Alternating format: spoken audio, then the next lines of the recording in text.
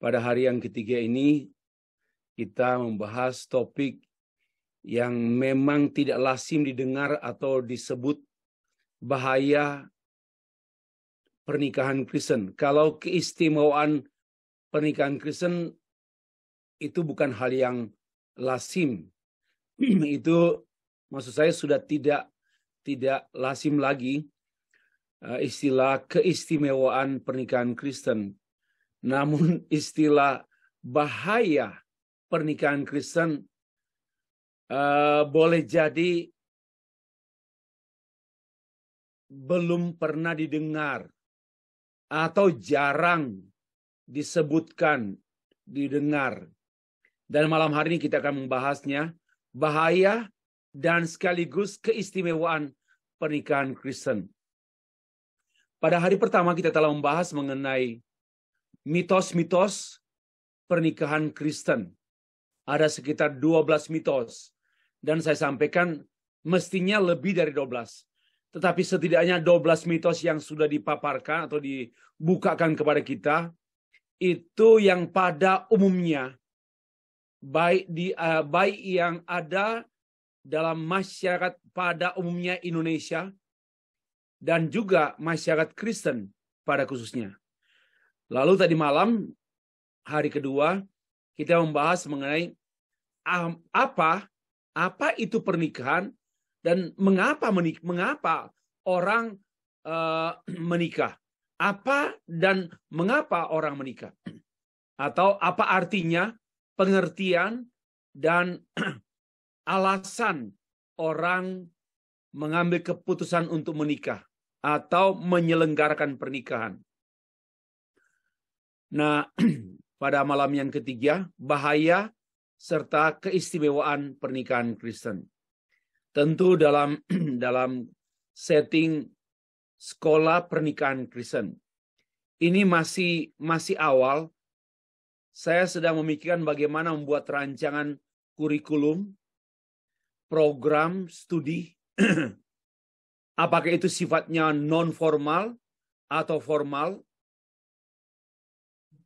Bukan hanya salah satu mata kuliah atau dua mata kuliah, melainkan satu program studi yang saya sampaikan pada malam pertama atau 3 hari yang lalu, bahwa orang bekerja dalam profesi tertentu biasanya diawali dengan atau dilengkapi dengan pengalaman belajar, ada pelatihan. Orang bekerja dan sebelum bekerja tentu menempuh studi, khususnya berkaitan erat dengan pekerjaan tertentu. Dan saya katakan hampir tidak ada bidang kehidupan manusia yang dikerjakan tanpa melewati proses penyiapan, tanpa melewati proses schooling, belajar. Dan kenyataannya di dunia ini, pernikahan pada umumnya, saya tidak mengatakan semuanya, pada umumnya manusia melangsungkan pernikahan dan menikah selama sekian tahun. Bahkan Anda yang sampai silver dan golden wedding anniversary, sampai 50 tahun pernikahan. Namun, tidak melewati atau tidak mengalami proses penyiapan melalui sekolah pernikahan. Dan ini memang satu gagasan yang baru. Adanya sekolah pernikahan. Bukan hanya dalam konteks program konseling pranikah. Dan lagi pula saya sudah katakan pada hari pertama, konseling pranikah itu kurang sesuai. Lebih tepat pastoral konseling pranikah. Dan itu pun hanyalah bagian daripada schooling, daripada sekolah pernikahan Kristen. Mestinya demikian. Ya, saya berharap ada banyak gereja yang sadar dan membuka kelas-kelas sekolah pernikahan Kristen. Tidak cukup kalau hanya konseling pranikah atau pastoral konseling pranikah. Tidak cukup. Juga tidak cukup kalau hanya konseling pernikahan, pastoral konseling pernikahan. Tidak memadai. Kenapa? Karena pernikahan itu seumur hidup. Dan saya pun yang sudah melangsungkan pernikahan selama memasuki 32 tahun, tetap rindu belajar. Karena hidup itu adalah belajar. Tidak mungkin kita hidup tanpa belajar. Hidup tanpa belajar itu sembrono. Asal hidup. Hidup tanpa melewati, tanpa belajar, memang sama dengan tanpa perencanaan. Hidup asal sekedar hidup. Tapi kalau orang belajar untuk hidup, dan termasuk diantaranya belajar untuk menikah, untuk melangsungkan pernikahan, belajar dulu.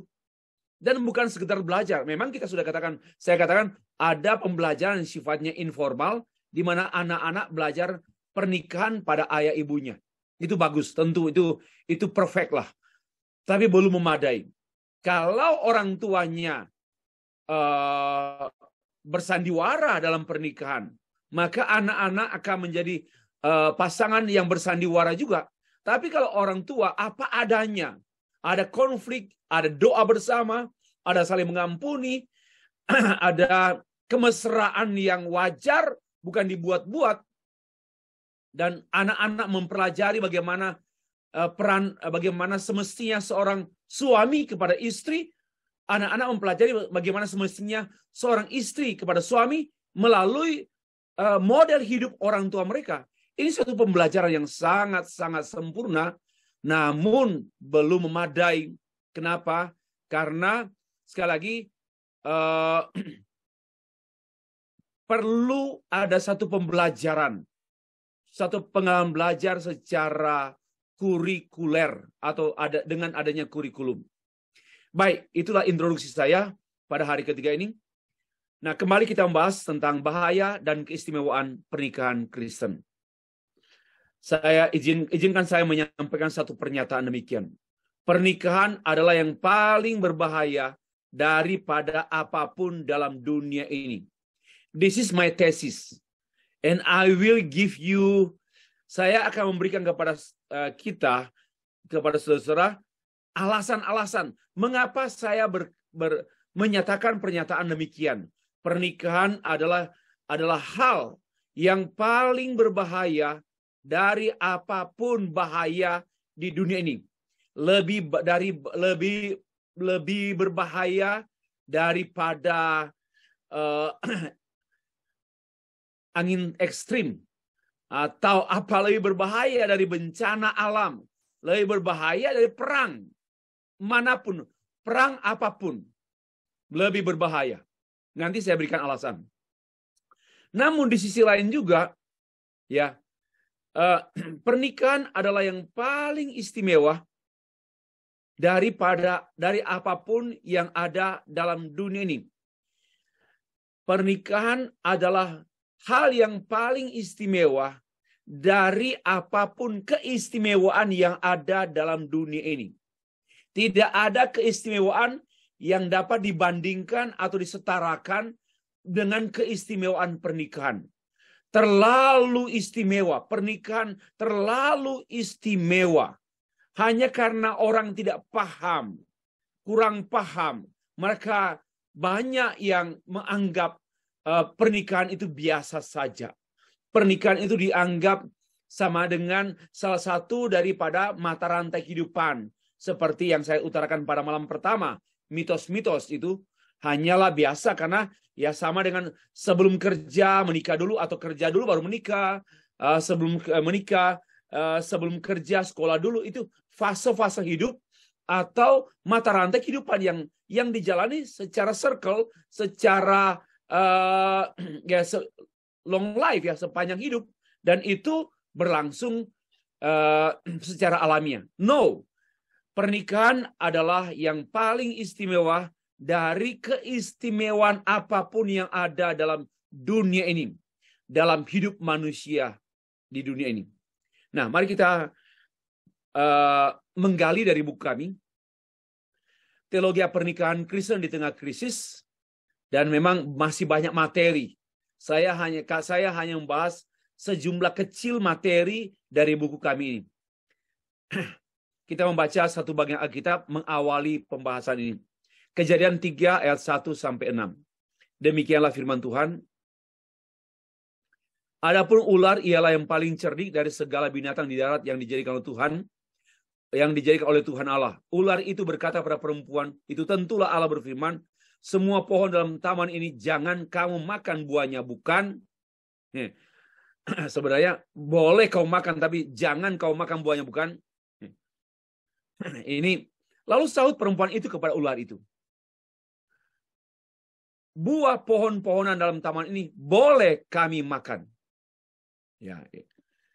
Tetapi tentang buah pohon yang ada di tengah-tengah taman, Allah berfirman, jangan kamu makan ataupun raba buah itu, nanti kamu mati. Seharusnya jangan kau makan, pasti kau mati. Ada perubahan di situ. Ayat 4, tetapi ular itu berkata kepada perempuan itu, sekali-kali kamu tidak akan mati. Ya pasti, ini ya, pasti kamu tidak akan mati. Tadi Tuhan berfirman, pasti kau mati. Ini firman iblis sekali-kali. Apa artinya? Memang kamu tidak mungkin mati. Kamu tidak mati, tidak akan mati. Tetapi Allah mengetahui bahwa pada waktu kamu memakannya, matamu akan terbuka, dan kamu akan menjadi seperti Allah, tahu tentang yang baik dan yang jahat. Itu firman iblis, perkataan iblis yang diputarbalikan. Perempuan itu melihat bahwa buah pohon itu baik untuk dimakan dan sedap kelihatannya. Lagi pula pohon itu menarik hati dan memberi pengertian. Lalu ia mengambil buahnya dan dimakannya dan diberikannya kepada suaminya yang bersama-sama dengan dia, dan suaminya pun memakannya. Ya. Bab 1. Bahaya pernikahan. Ini poin pertama loh ya. Bahaya pernikahan. Dan dalam buku kami, kami memberikan pernyataan demikian. Api yang membakar dan es yang membekukan. Jadi ini dua sama. Yang satu meledak, membakar, hangus. Yang satu terdiam, kaku, dan mati dingin, kedinginan, lari. Ya, ini saya baru mendapat WA dari seorang. Dia baru menyampaikan sekitar 10 menit yang lalu. Tadi sore dia minta menelpon saya, tetapi saya bilang saya lagi persiapan, kirim message saja lewat WhatsApp. Dan dia menyampaikan demikian, Pak, tolong doakan saya. Istri saya sudah meninggalkan saya selama 2 bulan ini. Tolong doakan saya. Ini namanya istri lari dingin. Itu namanya menjadi es. Ya, menjadi es. Itu namanya es. Melarikan, escape. Melarikan diri. Ya, tidak mau lagi menghadapi kenyataan hidup.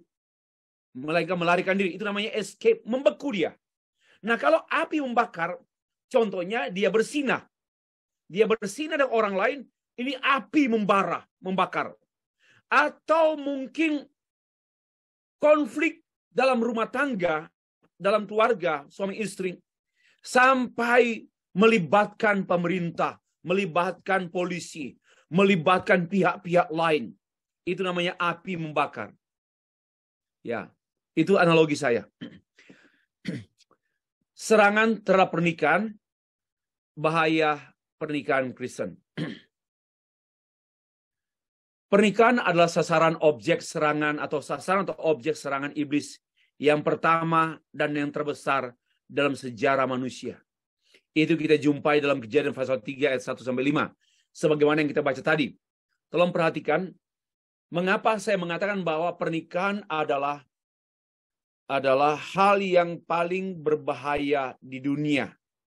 Karena pertama, suami istri pertama di dunia, yaitu Adam dan Hawa, adalah objek serangan iblis pertama secara besar-besaran, secara sistemik, terstruktur. Ya, objek serangan iblis besar-besaran. Mari kita perhatikan.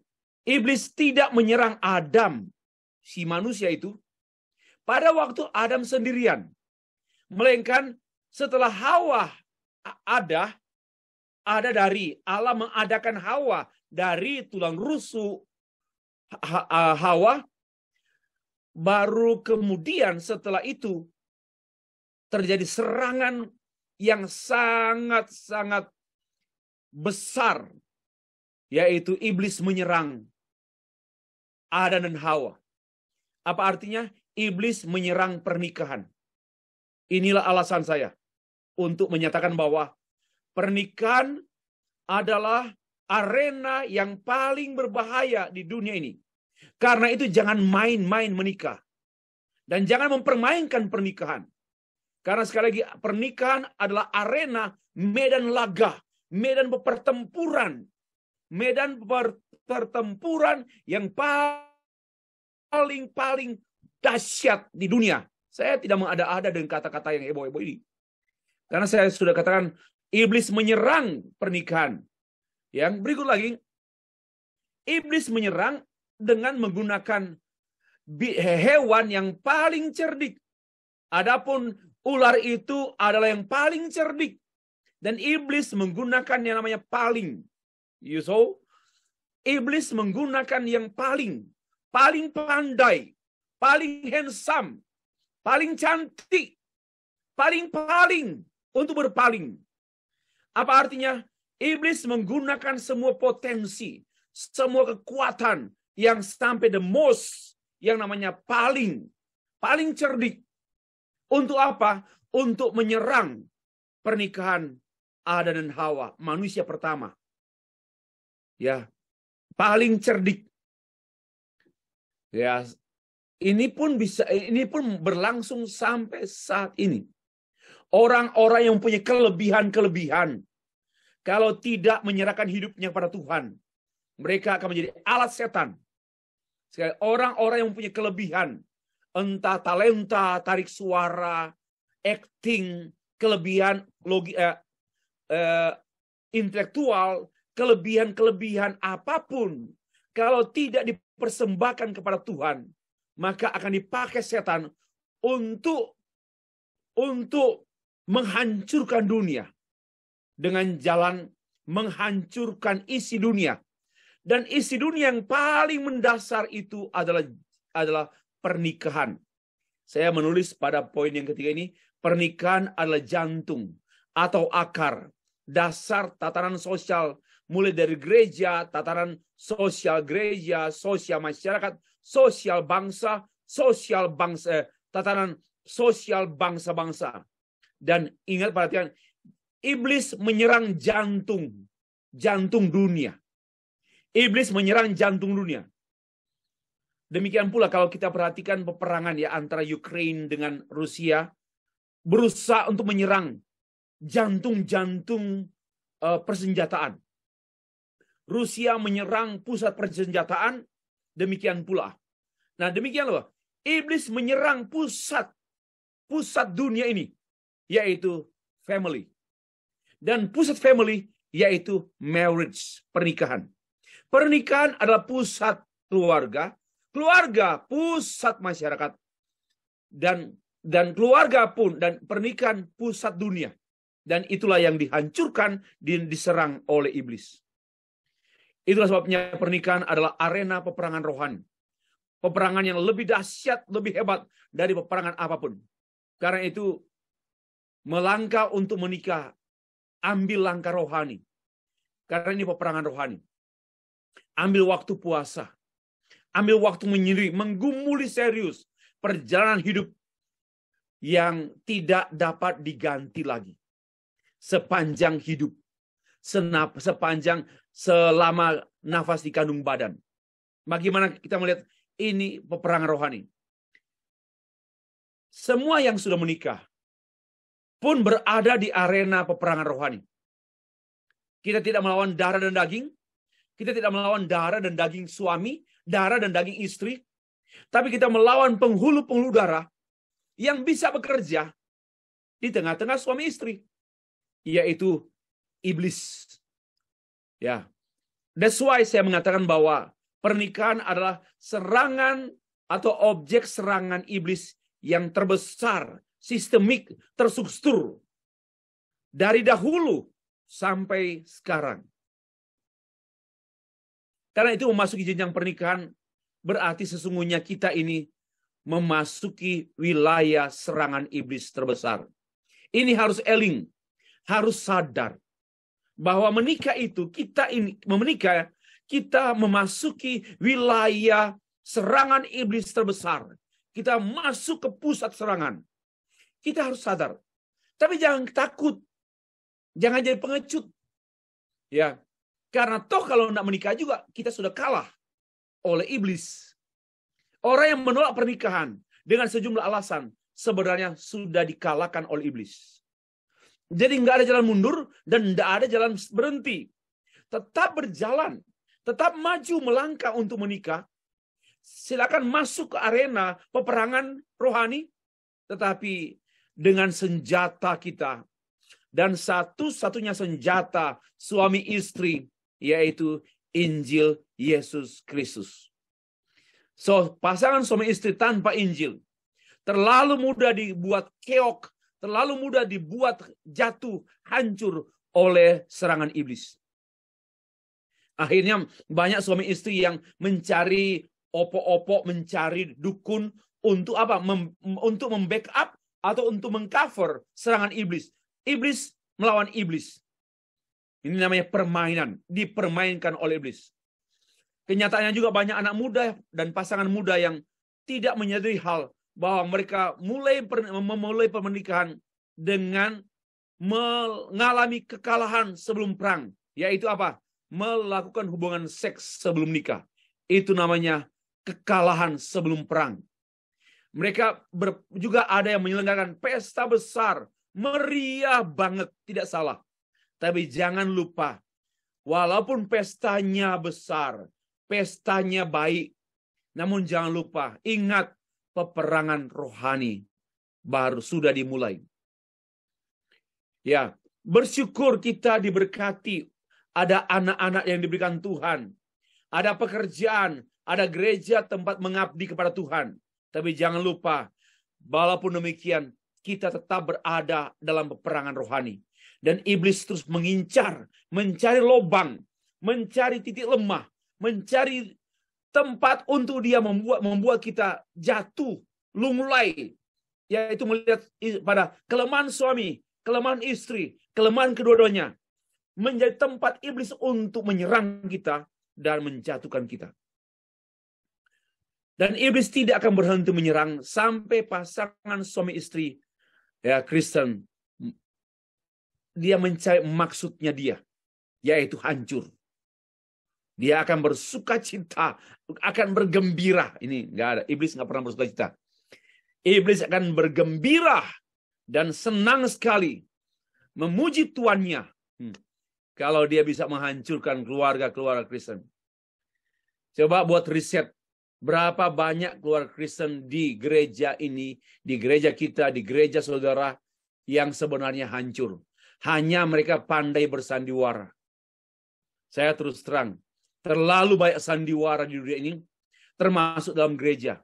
Sandiwara dalam gereja. Ya, karena ini memang tidak mungkin dibukakan. Tidak mungkin. Masalah keluarga terlalu sering disembunyikan. Ya.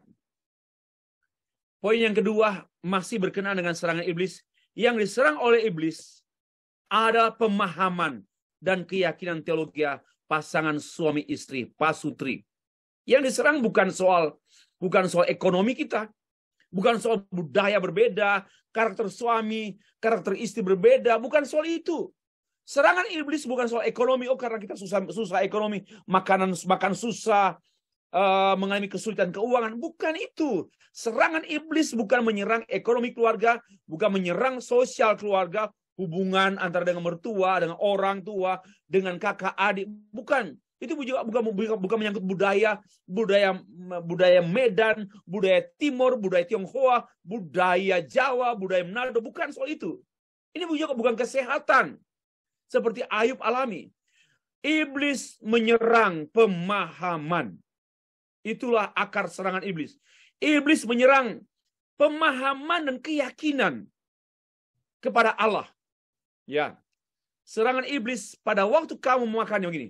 Pada waktu kamu memakannya, matamu akan terbuka dan kamu akan menjadi seperti Allah, tahu tentang yang baik dan yang jahat. Inilah pemahaman. Your eyes will open. Ya, your eyes will be opened. Akan terbuka. And you will know. Kau akan menjadi seperti Allah. Ini menyangkut pemahaman doktrinal.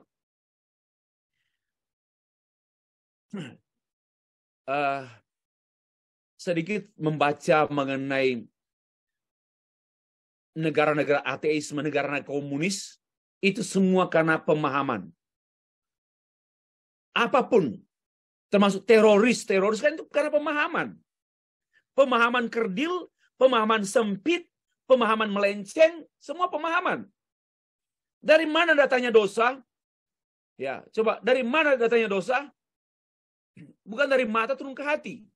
Dari pikiran keluar ke tangan. Dari pikiran. Maka itu pertobatan itu adalah pertobatan berpikir. Dari kata metamorfose, metanoia. Berubahlah oleh pembaharuan budimu, oleh akal budimu. Maka itu pertobatan berpikir.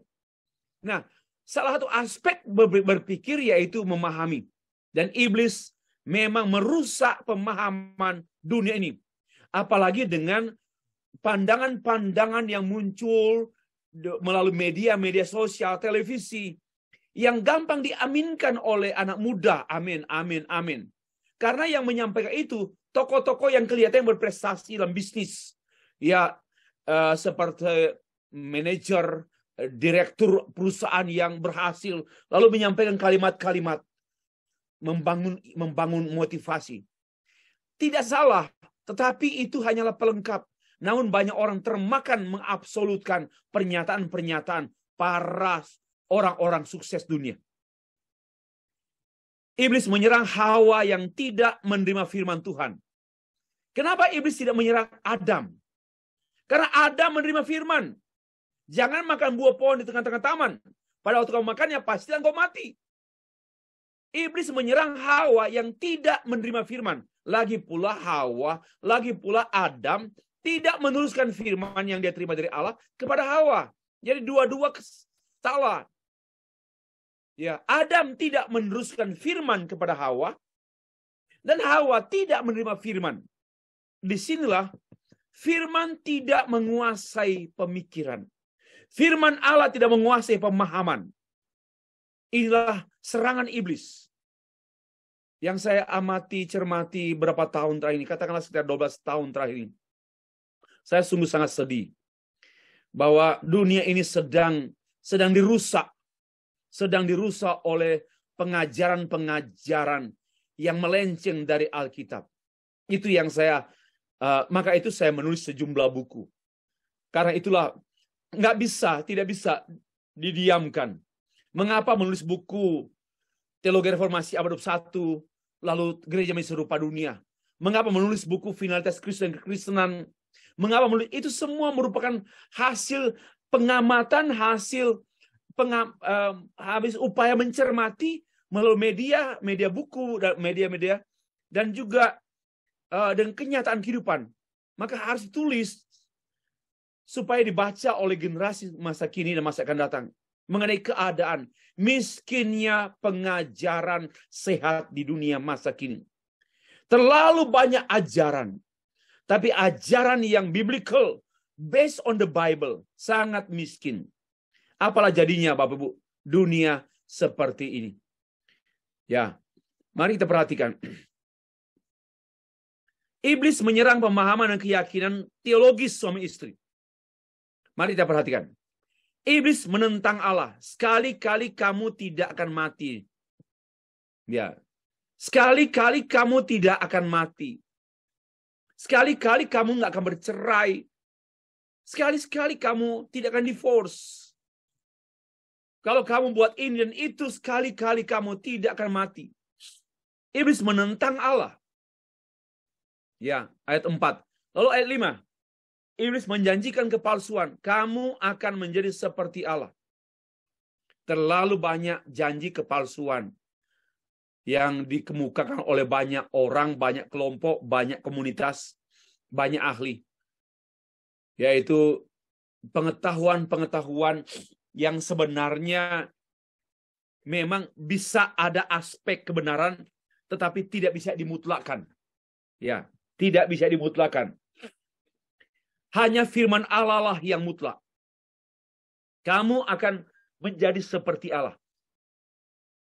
Kamu akan menjadi pasangan suami istri yang wow. Kamu akan menjadi pasangan suami yang kamu akan memiliki istri yang idaman, suami yang idaman, yang diidam-idamkan. Terlalu banyak janji.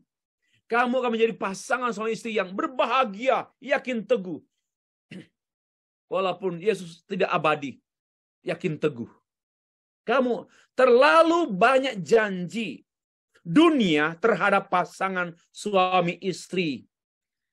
Tetapi janjinya adalah janji kepalsuan. Kamu akan menjadi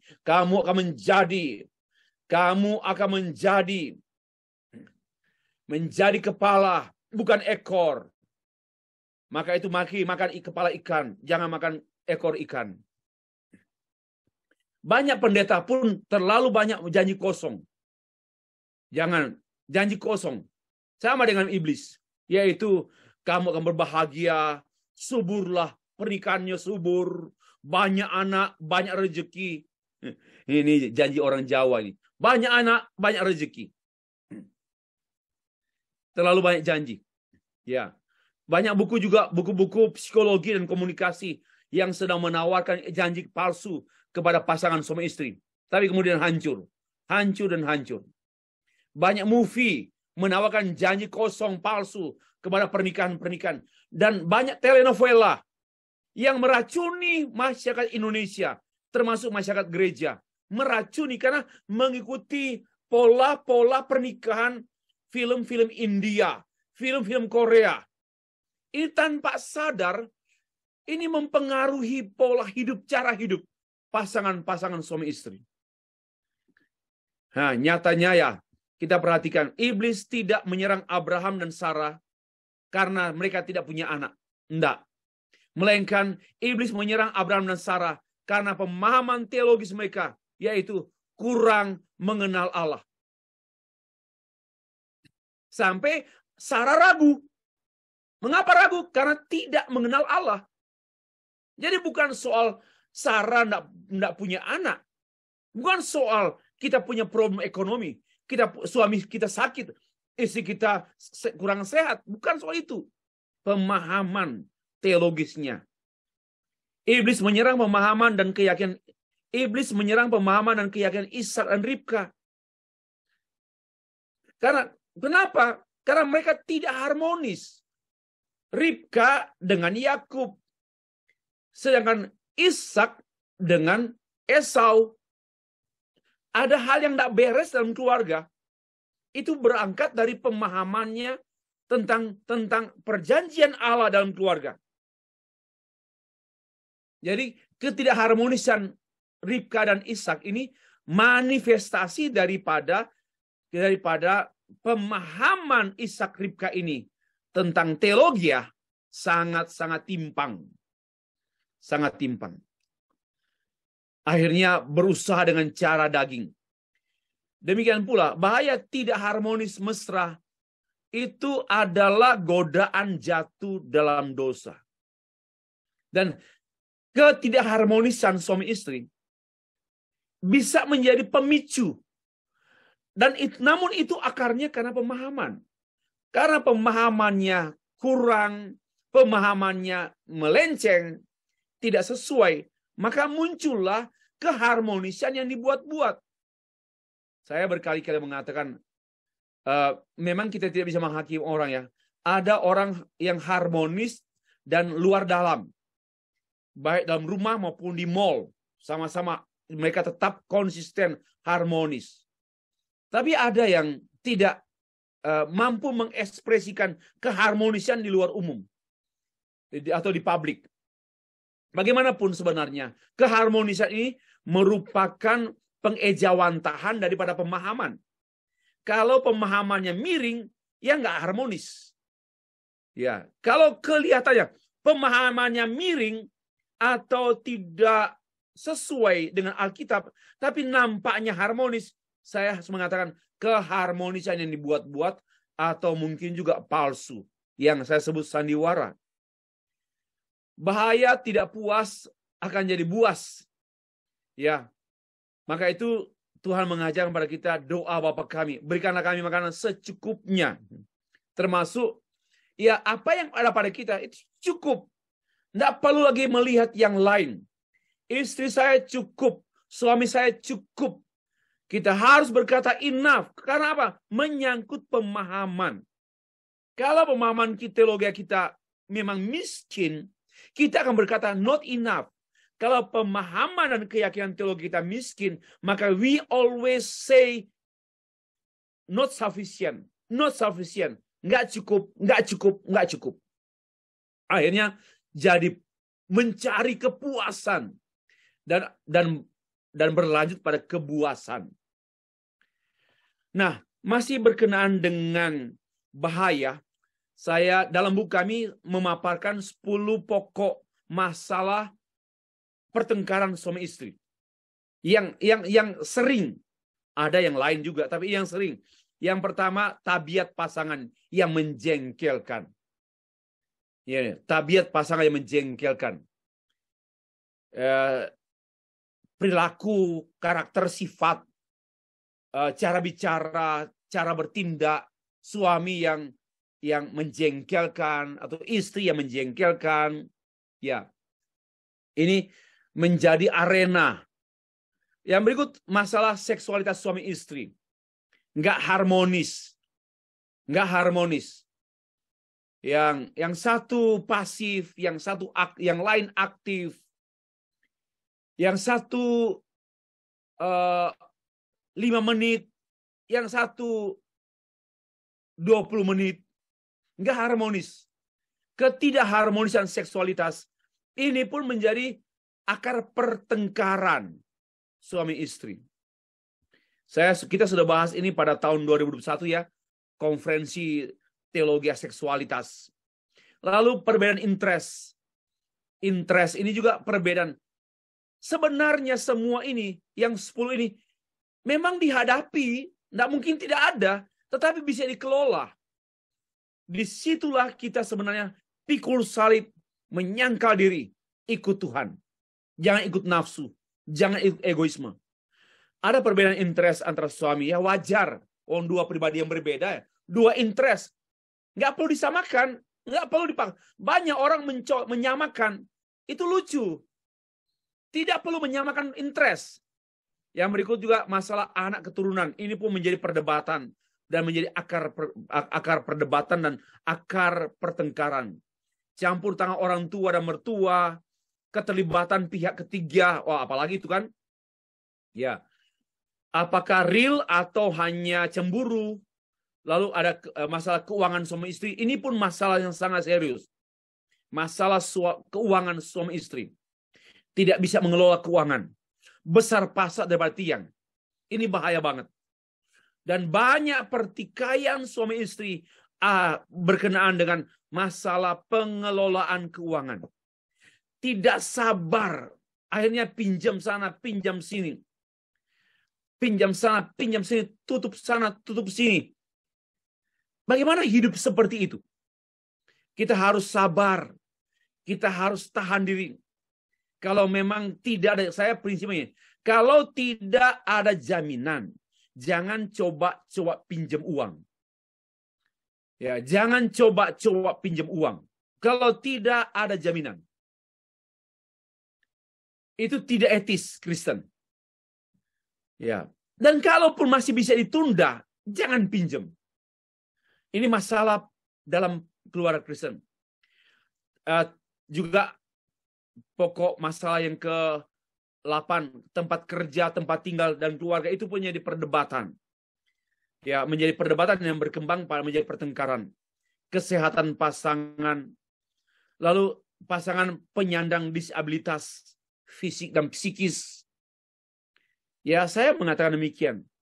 setiap manusia memiliki tingkat gangguan jiwa. Ada yang tingkat gangguan jiwa berat, ada yang tingkat gangguan jiwa ringan. Ya, nanti kita lihat. Ada yang berat ini yang membuat kaget. Kok dia bercerai? Karena kaget, karena gangguan jiwanya berat. Kok dia bisa bersikap seperti itu? Tak diduga, karena yang gangguan jiwanya berat, sehingga nggak diduga. Nah, ini baru 10. Tentu masih ada yang lain. Namun setidaknya secara general inilah 10 pokok masalah pertengkaran suami istri. Dan memang begini.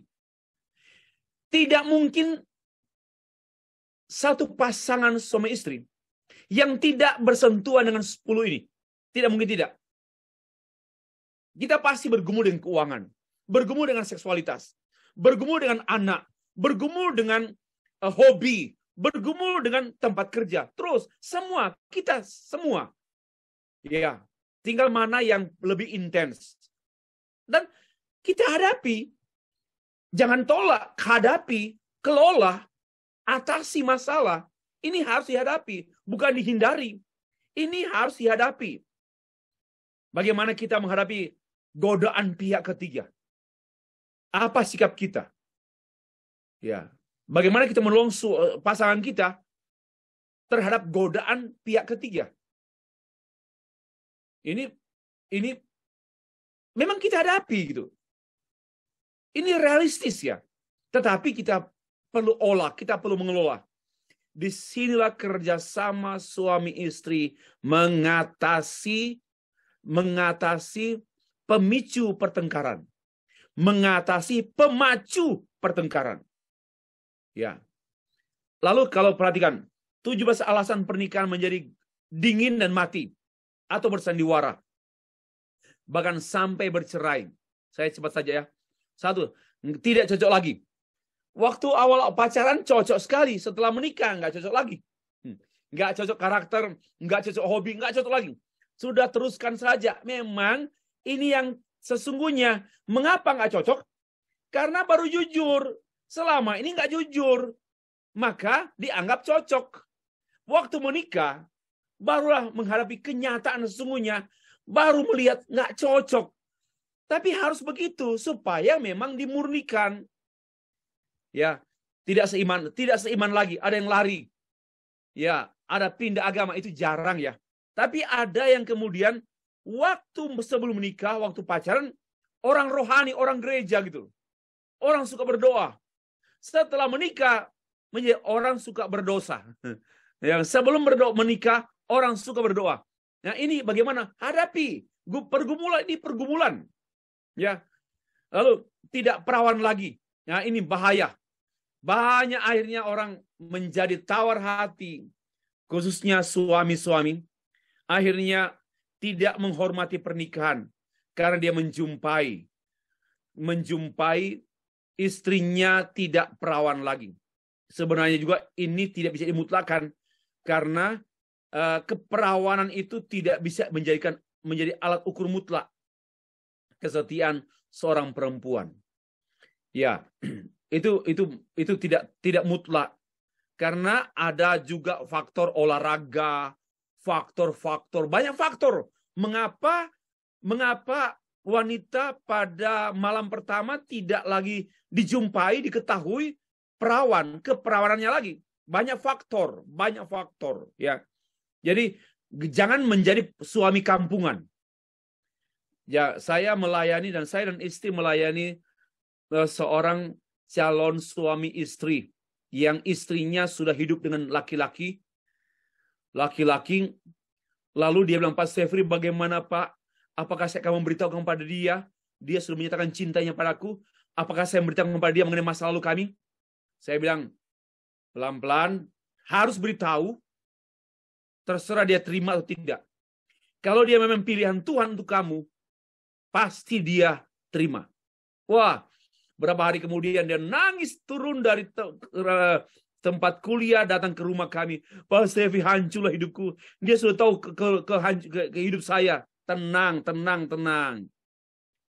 Berapa minggu kemudian dia turun lagi ke rumah kami. Dia berkata, puji Tuhan Pak, dia terima saya apa adanya. Itulah sekarang punya 3 ekor anak. Dan melayani Tuhan di Kalimantan. Ya, oke lah. Tidak mampu menafkahi lagi.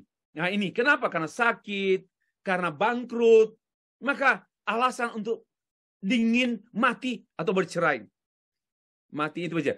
Tidak lagi dapat memberikan keturunan. Masih banyak lagi. Tidak dapat melakukan hubungan intim lagi. Nggak bisa berfungsi lagi. Ya, khususnya suami. Kalau istri kan sangat terbuka. Nggak ada trouble, walaupun mungkin dingin. Tidak aktif. Tapi yang laki ini problem. Nggak bisa melakukan hubungan lagi. Apalagi baru awal-awal pernikahan. Ya, ini problem. Tidak sesuai dengan tradisi. Atau tidak sesuai dengan tradisi suku saya. Saya kan dari Ambon, Pak. Saya kan dari Timur, Pak. Saya dari Medan, Pak. Macam mana pula, Pak? Lalu bagaimana hubungan kami? Dia tidak mau ikut tradisi kami. Nah, ini problem. Ya. Dan tidak sesuai harapan. Ini juga yang harus diingat ya. Teman-teman kaum muda yang belum menikah. Jangan terlalu menggantungkan harapanmu setinggi langit. Jangan terlalu menggantungkan harapanmu seperti bintang di langit. Ya. Kita harus realistis. Jangan terlalu over ekspektasi suami saya malaikat Tuhan. Suami saya begini. Itu terlalu banyak nonton India. Film India. Terlalu banyak dipengaruhi oleh movie-movie. Ya, hidupnya di atas tidak realistis. Maka itu harapannya nggak realistis. Akhirnya kecewa. Desakan orang tua sejak awal nggak menyetujui, maka pada waktu ada masalah gampang sekali bercerai, gampang sekali banting setir ke kiri atau kanan. Ya, pasangan salah satu yang nggak disetujui orang tua, pada waktu ada masalah, maka ketidaksetujuan orang tua menjadi referensi kuat untuk seseorang bertindak meninggalkan pasangan. Atau mungkin yang ke-10 petunjuk orang pintar. Ya. Jatuh miskin, jatuh sakit, cacat seumur hidup. Bagaimana pandangan Bapak Ibu? Menikah lalu 4 tahun kemudian istri terbaring terus di tempat tidur, tidak berdaya. Atau suami terbaring di tempat tidur, tidak berdaya. Baru usia pernikahan 5 tahun. Dan sudah ada 2 anak. Dan suami terbaring terus. Bagaimana ini menghadapi kenyataan seperti ini? Ada juga jatuh hati lagi dengan orang lain. Ternyata lalu kaget. Ternyata suami saya pelaku kekerasan terhadap pasangan. Menyiksa pasangan. Kita jumpai seperti itu. Ternyata kelainan seksual. Kita kaget. Ternyata kelainan seksual. Menyiksa pasangan saat bersanggama. Wow, itu bagaimana itu? Ternyata pelaku aktif salah satu orientasi seksual LGBT. Ternyata istri saya lesbian. Ternyata suami saya homoseksual. Ya, maka itu jangan cepat-cepat dan harus terbuka. Harus konseling pranikah. Dan ternyata suami saya atau istri saya mengidap penyakit AIDS. Ya. Dan ternyata suami saya penipu. Ternyata suami saya sudah punya istri, itu banyak. Sudah pernah menikah di mana? Di Pekalongan. Nah, ini namanya karena sembrono. Pacaran sembrono, nggak ada persiapan, nggak ada pengenalan hubungan dengan pihak keluarga dan lebih luas sosialitasnya kurang. Nah, sekarang bahaya pernikahan piramida terbalik. Semua pasangan suami istri menghadapi bahaya, api atau es. Api yang membakar dan menghanguskan, es yang mendinginkan dan membekukan pernikahan. Karena kepribadian ekstrovert atau introvert, latar belakang keluarga tertutup dan terbuka. Ada keluarga yang memang open, keluarganya bicara apa adanya. Ada keluarga yang senyap, banyak menyimpan rahasia. Menikahi istri dari keluarga yang senyap, dan dia dari keluarga yang ribut, ini pun problem. Ya, ada problem budaya pasangan, penyelewengan pasangan, dan sebagainya. Saya pikir, coba lihat ini gambar kami. Akan ada dua kecenderungan. Ini teori kami. Dan sampai sekarang belum ada yang membantah. Memulailah, pertama suami istri, mulailah dengan kestabilan, sepadan, dewasa, dan menjadi laki-laki yang dewasa, perempuan yang dewasa, stabil. Dewasa itu stabil.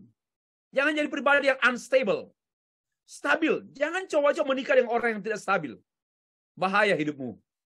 Jangan coba-coba menikah dengan orang yang tidak stabil. Hancur hidupmu.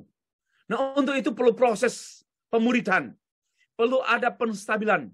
Baru bertemulah dari pernikahan ini. Pernikahan ada kehangatan. Karena ada salib Kristus. Salib Kristus adalah landasan, pilar, bingkai pernikahan Kristen. Nah, kalau kedua-duanya makin menjauh salib, ini salib ya, panas, marah. Ini menjauhi salib, dingin, menjauhi, nggak mau ngomong. Lalu yang panas terbakar. Kemudian yang dingin menjadi ice dalam bahasa Inggris, ice. Atau kemudian berlanjut menjadi membeku, frozen. Ya, frozen. Frozen karena suaminya menjadi freezer.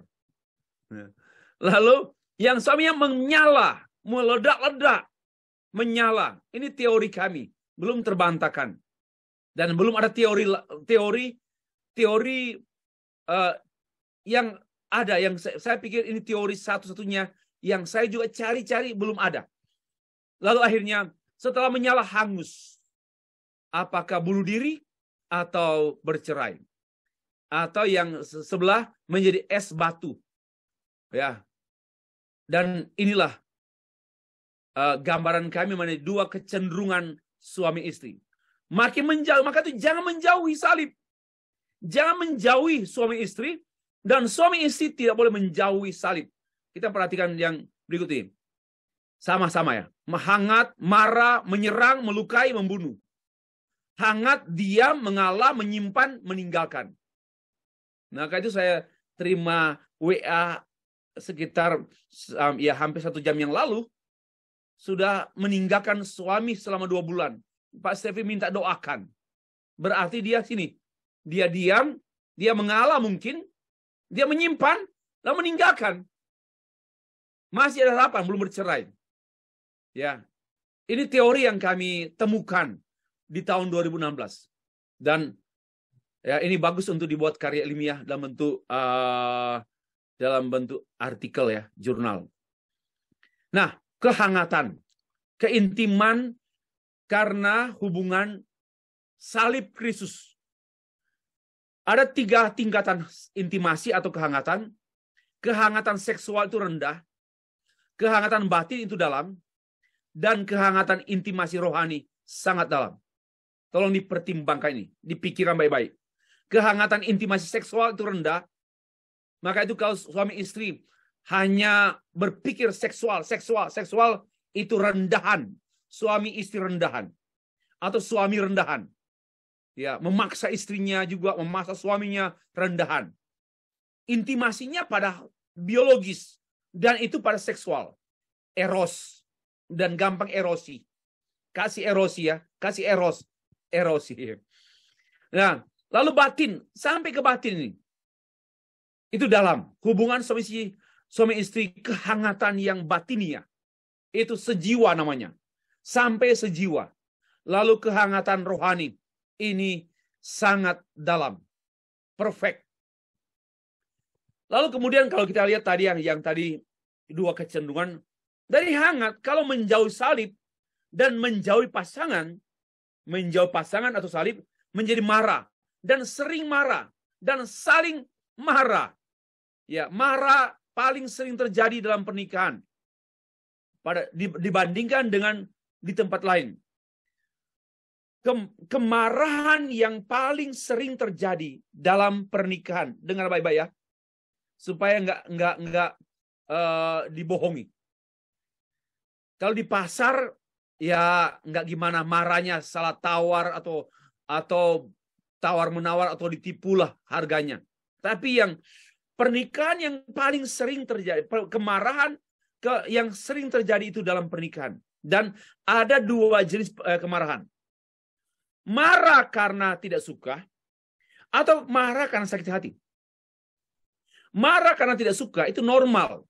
Nggak suka sepatunya diletakkan sembarangan. Nggak suka pakaiannya direndam 3 hari 3 malam di air bersabun. Nggak suka karena suami tinggal makan. Nggak suka karena suami nggak ikut masak.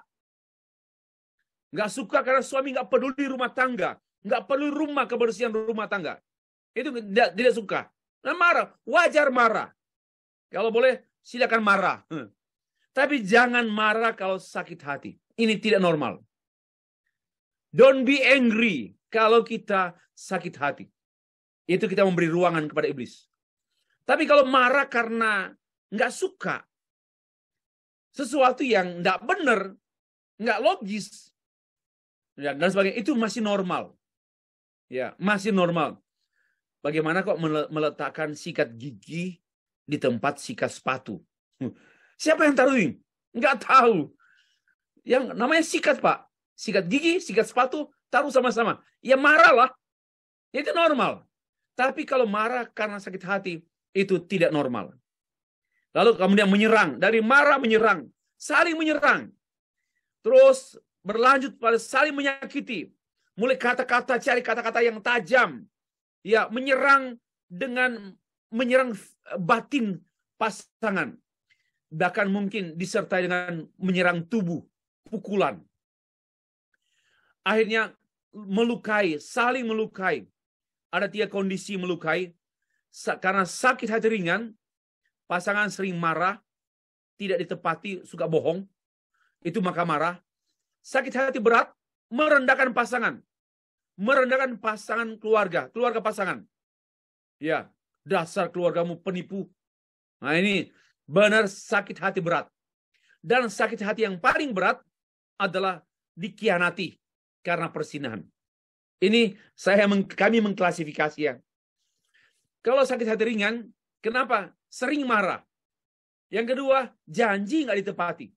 Bohong. Bohong lagi. Ya, ini sakit hati ringan.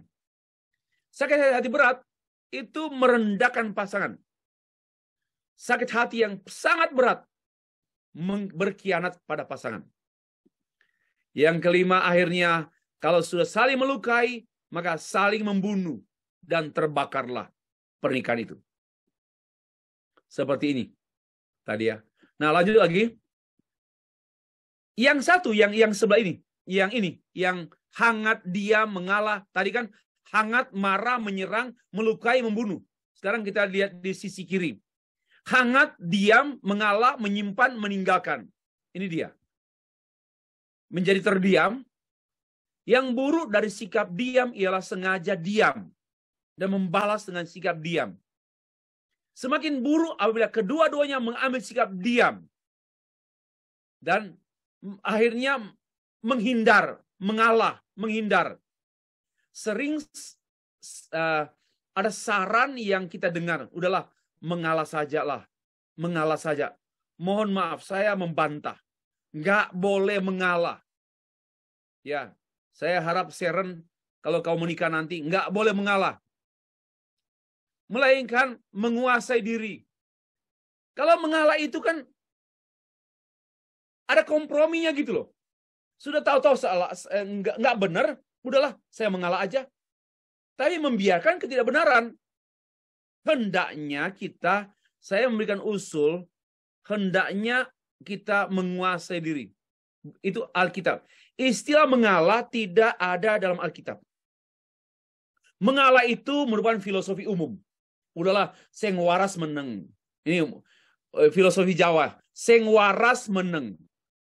Yang tetap ngomong nggak waras. Nah, ini kan nggak bener tuh. Nggak Kristiani gitu loh. Jadi mengalah itu tidak Kristiani. Tidak biblical. Ini filosofi umum dan mohon maaf, agak ada kandungan kompromistis. Dan lebih mengalah dalam pengertian rela mengorbankan keyakinan terhadap kebenaran demi berhenti berantem. Nah, ini tidak benar. Harusnya yang benar menguasai diri. Itu kata Alkitab, istilah Alkitab. Nah, berlanjut lagi, menyimpan kebencian. Karena kejadian yang menyakitkan, kejadian kecil yang sering terjadi terus-menerus, akhirnya menyimpan kebencian, lalu meninggalkan pasangan. Ada yang meninggalkan pasangan walaupun serumah. Serumah, masih makan bersama, tapi istrinya sudah mati. Masih tidur bersama-sama, tapi sudah mati. Ya, tinggal mempertahankan demi anak. Banyak pasangan suami istri nggak bercerai hanya karena alasan demi anak. Demi anak. Saya bertahan demi anak. Ini salah fatal. Ini tidak pantas diakui atau dipegang oleh orang Kristen. Harusnya diselesaikan. Harusnya ada pengampunan. Seperti ini. Solusi kembali kepada salib. Solusi atas api dan es yang membeku. Api yang membakar. Solusinya kembali pada salib. Ini, di tengah-tengah ini. Salib. Di tengah-tengah, suami istri harus kembali pada salib. Dan kedua-duanya harus kembali juga pada suami dan istri. Ya, mari suami datang mendekat, datang ke salib. Istri pun mari mendekat, datang ke salib. Tidak ada solusi lain. Tempat pemulihan, salib tempat pemulihan suami istri. Salib tempat pemulihan hubungan suami istri. Salib tempat pertemuan kembali suami istri. Sebagaimana awal pun pernikahan suami istri, seorang laki-laki dan perempuan menikah di bawah salib. Dan menyelesaikan masalah sepanjang pernikahan di bawah salib. Salib tempat pertemuan. Dan juga salib tempat keterbukaan suami istri. Suami istri terbuka. Mari terbuka di salib. Di bawah kaki salib Tuhan. Mari terbuka masa lalu kita. Terbuka semua yang ada pada kita. Jangan disembunyikan. Terbukalah pada salib Kristus. Maka akan terbuka hubungan suami istri yang tertutup. Salib tempat pengampunan suami istri. Salib tempat penerimaan suami istri. Salib tempat pembaharuan suami istri. Salib tempat kehangatan suami istri. Itulah yang saya sampaikan. 7. Ini kalau bukan 7 perkataan salib ya. 7 tempat pemulihan pada salib. Ya. Mari kita perhatikan pengakuan dosa pasangan suami istri. Pengakuan dosa bukan permohonan maaf. Tapi mengaku dosa. Kalau salah, mohon maaf. Beda kan ya? Kalau salah, minta permohonan maaf. Kalau buat dosa, permohonan ampun. Jangan dosa, minta maaf. Salah. Dan jangan juga membesar-besarkan. Wong buat salah hitung. Ampuni saya, Pak. Ampuni saya. Salah. Kalau salah hitung, kesalahan jangan minta ampun. Minta maaf. Pengakuan dosa dengan penyesalan. Pengakuan dosa dengan jaminan pengampunan. Pengakuan dosa tidak dapat dipaksakan. Ya. Lalu pengakuan adalah pengampunan dosa. Pasangan, pengampunan adalah penerimaan kembali. Pengampunan adalah pengorbanan. Rela mengorbankan diri. Terima kembali. Pengampunan bukan melupakan, melainkan tidak mempersoalkan lagi. Maka saya anti istilah forgiving is forgetting. Keliru. Itu filosofi duniawi. Dunia. Yang ada yaitu forgiveness. Artinya, tidak ada lagi dalam benakku. Tidak ada lagi. Saya tidak mempersoalkannya lagi. Itu namanya pengampunan. Pemulihan hubungan. Ya, pemulihan hubungan setelah diampuni tentu bukan berarti sudah selesai masalah. Tetap menjaga hubungan. Jangan lost control. Langsung happy ya, happy ya. Lalu akhirnya jatuh lagi. Tetap humble. Ya, pemulihan hubungan tetap dalam kerendahan hati. Humble. Dan pemulihan yang utama yaitu terjadi intimasi dengan Tuhan dan intimasi dengan pasangan. Berapa banyak pasangan di dunia ini suami istri yang kehilangan intimasi karena tidak ada salib. Sebab hanya saliblah ada intimasi. Intimasi yang paling klimaks tatkala suami dan istri berada dalam salib.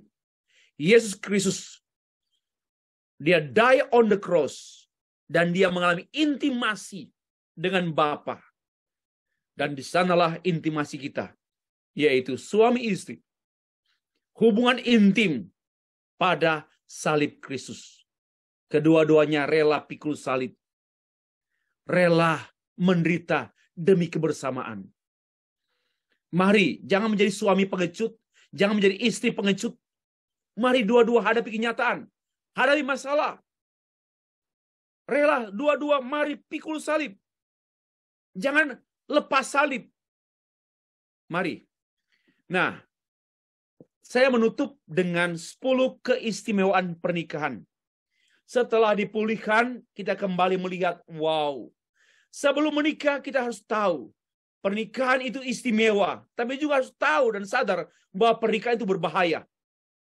Dan poin yang kedua ini, 10 keistimewaan pernikahan Kristen. Dan tidak ada keistimewaan manusia. Apapun keistimewaan yang dialami manusia selain keistimewaan karena pernikahan, oleh pernikahan. Dari buku Kawia, saya sudah membahas tadi malam mengenai arti pernikahan. Saya tidak bahas lagi ya. Pernikahan itu bersatunya seorang laki-laki dewasa dan seorang perempuan dewasa yang seiman dalam Tuhan Yesus Kristus menjadi satu pasangan yang suami istri yang berdasarkan pada keyakinan mereka mengenai penetapan Tuhan dan cinta kasih antara mereka, sehingga keduanya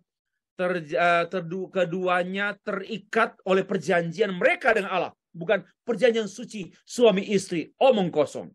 Ya, perjanjian mereka berdua dengan Allah baru bisa buat perjanjian antara mereka berdua dan berkomitmen untuk hidup mengenal Tuhan, mengasihi Tuhan dan sama-sama melayani Tuhan, sama-sama dan sesama manusia, hidup dalam kebenaran dan kekudusan menurut firman Tuhan, demi terlaksananya kehendak Tuhan dan terwujudnya tujuan Tuhan di dalam dan melalui pasangan tersebut.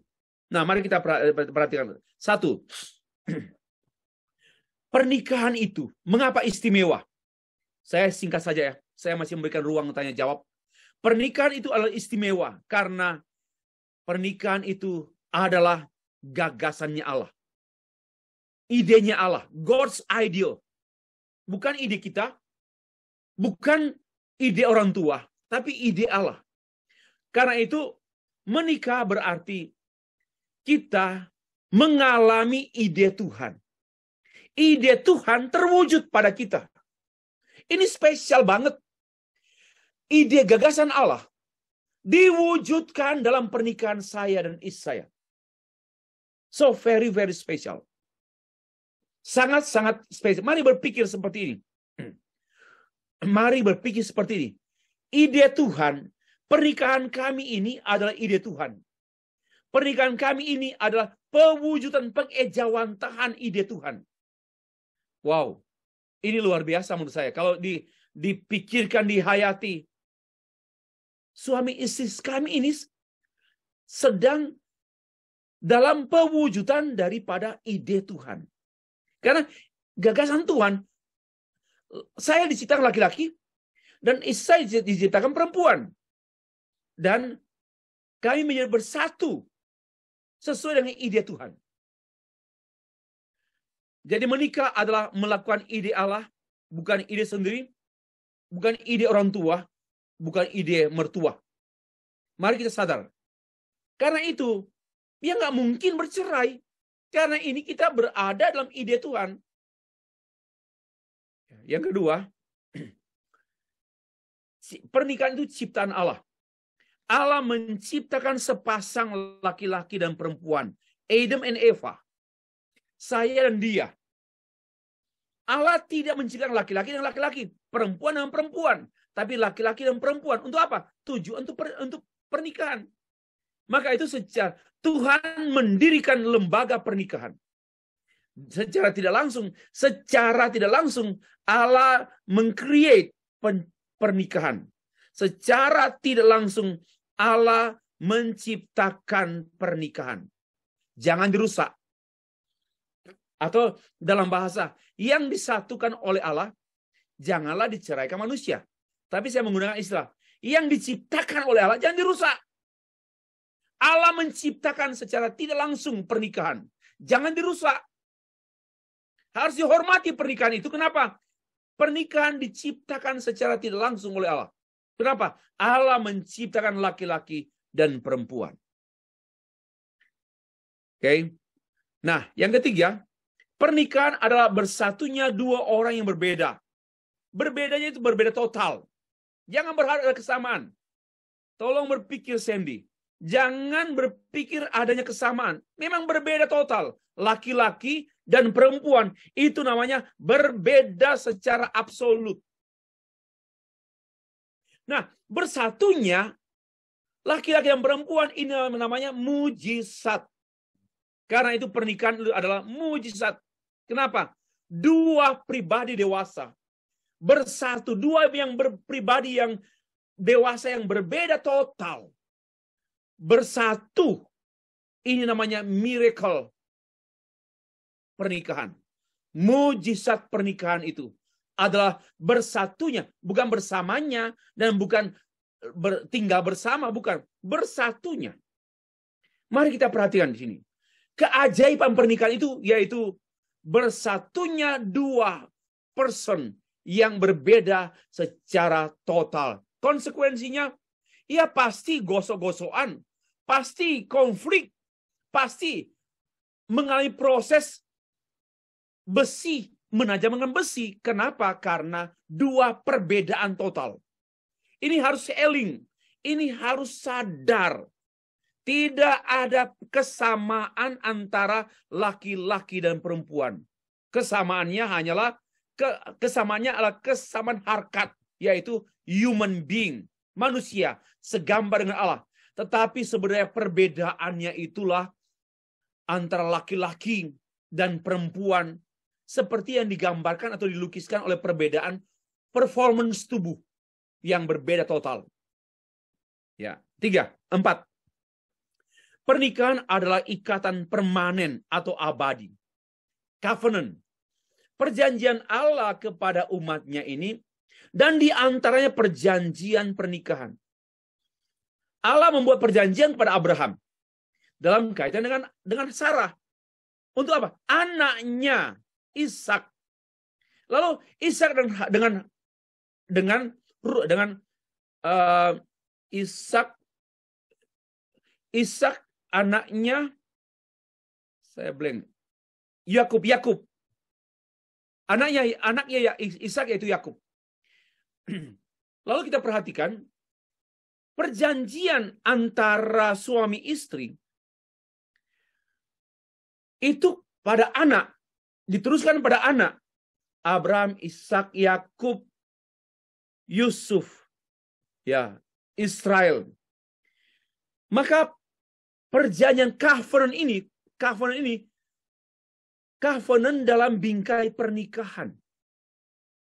Allah membuat perjanjian dari generasi ke generasi melalui pernikahan. Karena itu pernikahan adalah bagian daripada perjanjian Allah. Ini kalimat yang tepat. Pernikahan adalah bagian dari perjanjian Allah secara makro. Karena itu pernikahan suami istri itu adalah pewujudan daripada perjanjian Allah. Dan Allah mengikat kedua-duanya. Ya. Karena itu tidak mungkin, tidak boleh diceraikan. 5. Persatuan yang paling istimewa dari semua persatuan yang ada, yaitu pernikahan. Kalau ada persatuan nenek-nenek, persatuan anak muda, persatuan pembalap, persatuan sepak bola, persatuan para pengusaha, persatuan para petani, persatuan para buruh, persatuan para ilmuwan, persatuan apapun, termasuk persatuan bangsa-bangsa, PBB, tidak dapat menandingi keistimewaan persatuan suami istri. So, sangat istimewa. Perserikatan bangsa-bangsa, persatuan bangsa-bangsa, persatuan gereja-gereja, tidak seistimewa persatuan suami istri. Dengar baik-baik ini. Persatuan gereja-gereja sedunia tidak seistimewa persatuan suami istri. Dipersatukan oleh Allah dan menjadi satu daging. Satu daging ini mengungkapkan kesatuan total, totalitas persatuan yang mungkin terwujud, yang possible terwujud. Tapi kesatuan-kesatuan dan persatuan-persatuan apapun di dunia ini tidak mungkin terwujud penuh, total. Paling terwujud sekian persen. Tapi suami istri diharapkan dan mungkin bersatu secara total. Namanya menjadi satu daging.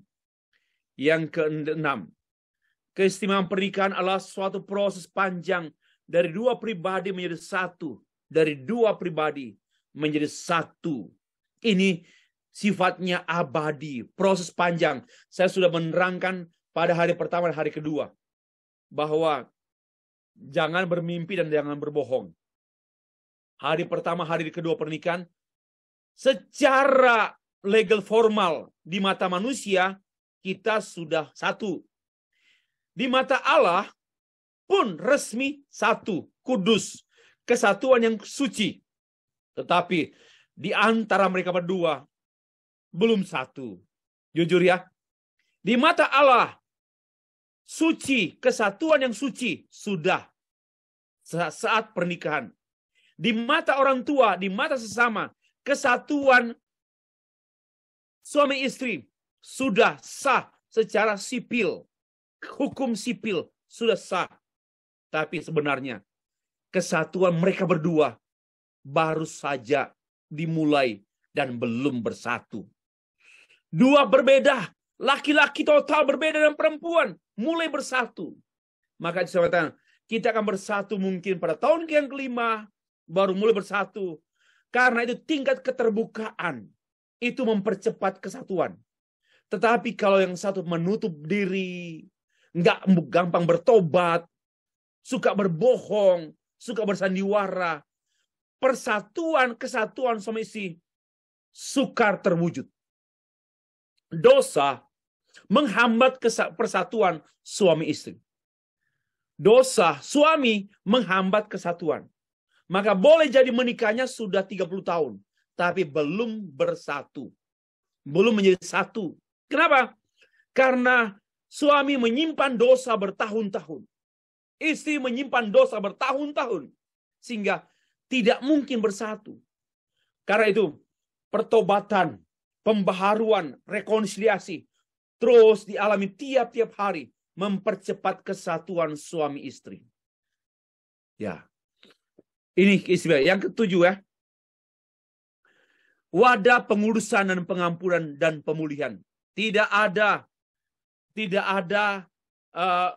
tempat pemulihan sebenarnya, pengampunan sebenarnya, setulusnya dan sebenarnya, selain hanya suami istri.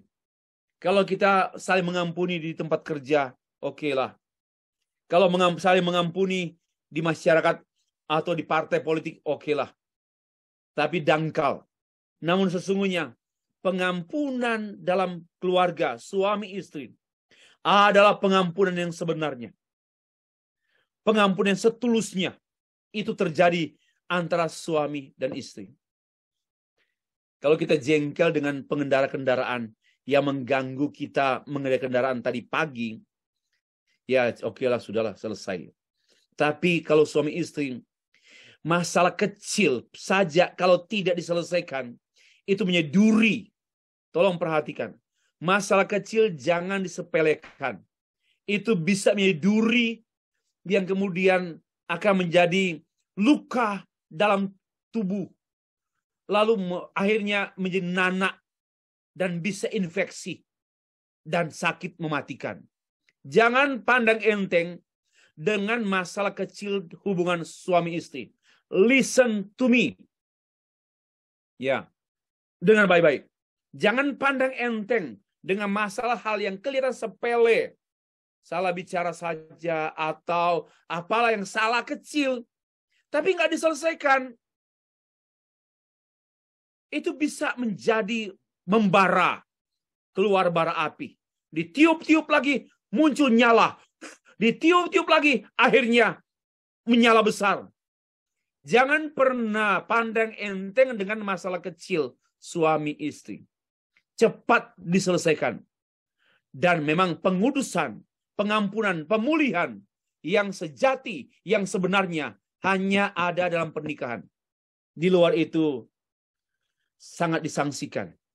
Karena mungkin oke lah, karena yang penting untung, saya ampuni, dua-dua win-win solution, win-win solution. Suami istri tidak boleh pernah ada win-win solution. Ya, tolong ini perhatikan. Win-win solution is not biblical solution, tapi political solution. Win-win solution adalah economical solution, cultural solution, and political solution. Bukan biblical solution. Bukan divine solution. Maka jangan ada win-win solution dalam pernikahan. Harus ada solusi pengampunan, penyelesaian, rekonsiliasi. Bukan win-win. Udahlah 50-50% lah. Kamu kan untung juga, saya untung. Nggak rugi kan kamu kan, saya juga nggak rugi. Ya kamu sakit hati, saya juga sakit hati. Dua-dua sakit hati. Oke lah, impas kita. Yes, impas sakit hati. Bukan begitu. Harus diselesaikan. Yang baca lebih lanjut buku kami di halaman 156 sampai 158, buku Teologi Pernikahan di Tengah Krisis. Kalau Bapak Ibu mau merenungkan lebih dalam mengenai pengampunan dan pemulihan dalam keluarga Kristen suami istri, bacalah puisi kami. Saya tidak baca ya karena time not enough. Bapa, ampunilah egoismeku. Tolong baca itu di buku saya. Oke, ada 2 slide panjang. Nah, yang ke-8, pernikahan begitu spesial karena pernikahan adalah wadah kasih karunia Allah. Pernikahan adalah wadah kasih karunia Allah. Di sanalah terjadi penghapusan dosa. Di sanalah terjadi perbaikan kesalahan. Dan di sanalah mengisi kekurangan. Dan di sanalah penyempurnaan suami istri. Wow, Bapak mau jadi sempurna, menikahlah. Yang belum menikah itu sulit sempurna. Karena pendewasaan sesungguhnya itu terjadi di pernikahan. Ya. Pengikisan, borok-borok. Dan kita akan menjumpai tanah kering, tandus. Kita akan melihat duri, semak belukar pada pernikahan suami istri. Tapi kalau tidak menikah, kita sulit menemukan semak belukar manusia. Semak belukar manusia. Serigala sukar menemukannya. Dan tidak mungkin ditaklukkan. Menaklukkan serigala buas hanya dalam pernikahan. Menaklukkan ular ganas, udah bisa ular, hanya dalam pernikahan. Menaklukkan kalajengking hanya dalam pernikahan. Karena itu pernikahan adalah wadah kasih karunia Allah. Istimewa, istimewa banget. Tidak ada perusahaan bukan wadah kasih karunia Allah, bukan. Pernikahan adalah wadah kasih karunia Allah. Partai politik bukan wadah kasih karunia Allah. Pernikahan wadah kasih karunia Allah. Mari kita melihat pernikahan sebagaimana Allah melihat. Yang ke-9. Wadah hubungan yang paling intim antara Allah, suami, dan istri ialah pernikahan. Hubungan apapun di dunia ini Tidak ada yang seintim Allah, suami, istri. Istri, suami, Allah. Istri, suami, Allah. Suami, istri, Allah. Hubungan yang terintim apapun di dunia, tidak ada yang bisa melebihi keintiman hubungan Allah, suami dan istri, istri, suami dan Allah. So, very, very special. Sangat-sangat spesial. Pernikahan itu sangat spesial. Tidak ada hubungan yang terintim. Orang tua anak enggak akan seintim. Kakak beradik tak akan seintim suami istri. Listen to me. Hubungan antara pendeta dan jemaat tidak seintim suami istri. Hubungan antara orang tua dan anak pun tidak seintim suami istri. So, inilah keintiman yang sesungguhnya dan seutuhnya. Yang terakhir, wadah Allah meneruskan karya ciptanya melalui keturunan generation to generation, generasi ke generasi, yaitu pernikahan. Suami istri adalah alat Allah menciptakan manusia dan melangsungkan kehidupan di dunia melalui suami istri. Karena itu pada waktu Joe Biden menandatangani, menyetujui pernikahan sejenis di Amerika, dia sangat-sangat melawan pencipta. Ya. Dan apa jadinya di dunia ini akan satu waktu kalau memang itu terjadi, dan memang tidak terjadi. Bagi saya setan tidak akan menang. Orang-orang kesetanan pun tidak akan menang. Orang-orang yang dipakai setan termasuk menyetujui pernikahan sejenis tidak akan pernah menang. Ini satu janji, ini Injil. Kabar baik untuk kita sekalian. Ya. Jadi jangan berpikir nanti tidak ada manusia di dunia ini. Enggak. Segala pekerjaan setan akan hancur. Segala perbuatan setan kegelapan akan hancur dan binasa. Yang bertahan, kekal pekerjaan Tuhan lewat gerejanya yang setia pada Alkitab. Wadah Allah meneruskan karyanya. Mari banggalah. Ya. Mari bangga, bersyukurlah. Bersyukurlah Ibu Petronella menjadi wadah Allah menciptakan anak-anak. Lalu anak-anak ibu menjadi wadah Allah menjadi cucu-cucu. Dan generation dari generasi ke generasi. Abraham, Ishak, Yakub, Yusuf, Israel terus menerus sampai sekarang. Mari kita melihat benang generasi demi generasi. Karena wadah pernikahan adalah sangat-sangat spesial. Kiranya Tuhan menolong kita sekalian. Amin.